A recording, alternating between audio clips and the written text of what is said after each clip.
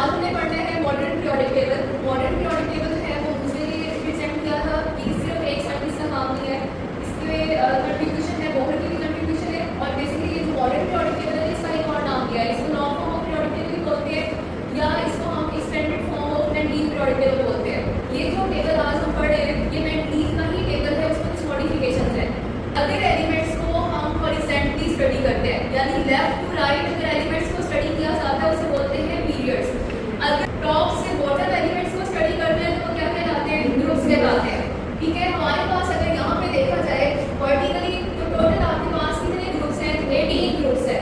अगर हम हॉरिजॉन्टली बात करें यहाँ पे हॉरिजॉन्टली तो आपको कितने नंबर नजर आ रहे हैं, 7, मतलब 7 पीरियड है। अब इसको लिखना कैसे, जैसे ऐसे हो गया हाथ, वीक, नेल, की, रब, से, फरियाद। अब इसको सुने, hydrogen, lithium, sodium, potassium, medium, caesium, francium. ठीक है, अब सेकंड वाला देखें। सेकंड वाला होगा बेटा, मांगे, कार, स्कूटर, बाप, राशि। मैग्नीशियम, कैल्शियम, स्ट्रोंशियम, बेरियम और क्या रेडियम है।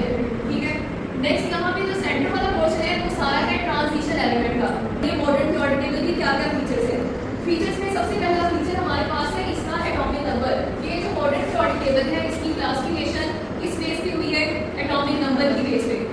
नेक्स्ट हमने बात करनी है फिजिकल और केमिकल प्रॉपर्टीज की, कि एलिमेंट्स को आपने अरेंज करना है according to increasing atomic number.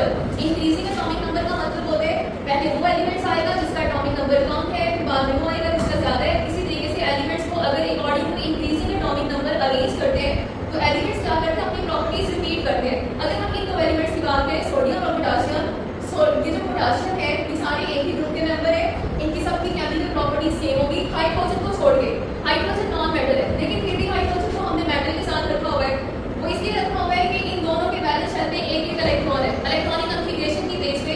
वैसे तो हाइड्रोजन की प्रॉपर्टीज इससे भी मैच होती है, हाइड्रोजन की प्रॉपर्टीज इस वाले ग्रुप से भी मैच होती है, हाइड्रोजन जिसे हम 17 या एलएच बोलते हैं इससे भी मैच होती है। लेकिन हमने क्योंकि कॉन्फ़िगरेशन की बेस पे भी टेबल को अरेंज किया हुआ है तो इसलिए यहाँ पे इसको रख दिया हाइड्रोजन को। तो अब ये जो सारे मेंबर्स हैं, अगर हम सोडियम की बात करें, सोडियम आफ्टर 8 एलिमेंट अपनी प्रॉपर्टीज रिपीट करता है।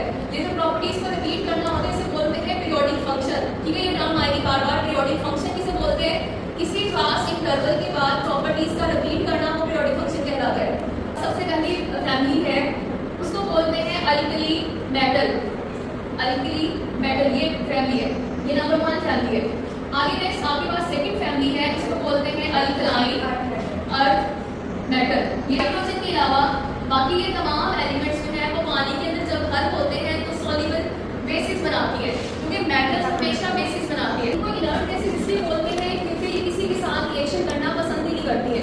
ऑक्टेट इनका पूरा स्टेबल है, ये किसी के साथ बॉन्ड नहीं बनाती है, इसलिए इनको बोलेंगे इनर्ट बेसिस। जीरो ग्रुप इसलिए बोलते हैं ये जो नंबरिंग दी हुई है ना ग्रुप की वैलेंसी की बेस पे दी हुई है। जीरो ग्रुप इसलिए बोलते हैं जब ये किसी के साथ बॉन्ड ही नहीं बनाएगी, ना इलेक्ट्रॉन लूज करती है ना गेन करती है, तो इसलिए इनका नाम क्या है, जीरो ग्रुप। इसका एक और नाम भी है, इसको मोनो एटॉमिक गैसेस भी बोलते हैं। ठीक है, एक ही ग्रुप है उसके लिए कितने सारे नाम है, mono atomic gases. Mono atomic gases का मतलब होता है कि ये हमेशा इस फॉर्म में पाई जाएंगी, हीलियम मतलब सिंगल सिंगल इंडिपेंडेंट फॉर्म में पाई जाती है, इसलिए इसको नाम क्या देते हैं, मोनो एटॉमिक गैसेस का। अल्किल मेटल्स को बोलते हैं मोनोवैलेंट। मोनोवैलेंट इसलिए बोलते हैं क्योंकि इन सबके आखिरी शेल में एक एक इलेक्ट्रॉन होता है। जैसे अगर हम सोडियम की कॉन्फ़िगरेशन करेंगे, हम पोटेशियम किसी की भी कर सकते हैं, हम सोडियम को करके देख लेते हैं। यहाँ पे है सोडियम, इसके पास होते हैं total 11 electron, 1s2 2s2 2p6 3s1। ठीक है, आखिरी शेल है, आखिरी शेल में कितने इलेक्ट्रॉन है, एक इलेक्ट्रॉन है। इसलिए जब ये किसी के साथ बॉन्ड बनाएगा तो एक इलेक्ट्रॉन ही लूज करेगा, तो इसको बोलते हैं मोनोवैलेंट कैरेक्टर। ब्लॉक्स हमारे पास 4 तरह के होते हैं, एक होता है s block, p block, d block और दूसरा होता है f ब्लॉक। अब सोडियम है, इसका आखिरी इलेक्ट्रॉन किस में जा रहा है, s में जा रहा है। मैग्नीशियम की हमने बात की, इसका इलेक्ट्रॉन किस में जा रहा है, s में जा रहा है। तो इसका मतलब ये होगा कि ये जो दोनों ब्लॉक्स हैं, ये वाला ब्लॉक और यहाँ से ये, इसको बोलते हैं s ब्लॉक। और नेक्स्ट ब्लॉक कॉन्फ़िगरेशन इसी की करके देख लेते हैं। फलोइंग 1s2 2s2 और 2 में कितने आएंगे, टोटल 9 है। ठीक है, 4 आपने लगा दिए, आखिरी इलेक्ट्रॉन किसमें जा रहा है, p में, इसलिए इनको क्या बोलते हैं, p ब्लॉक बोलते हैं। लेकिन यहाँ पे नोबल गैसेस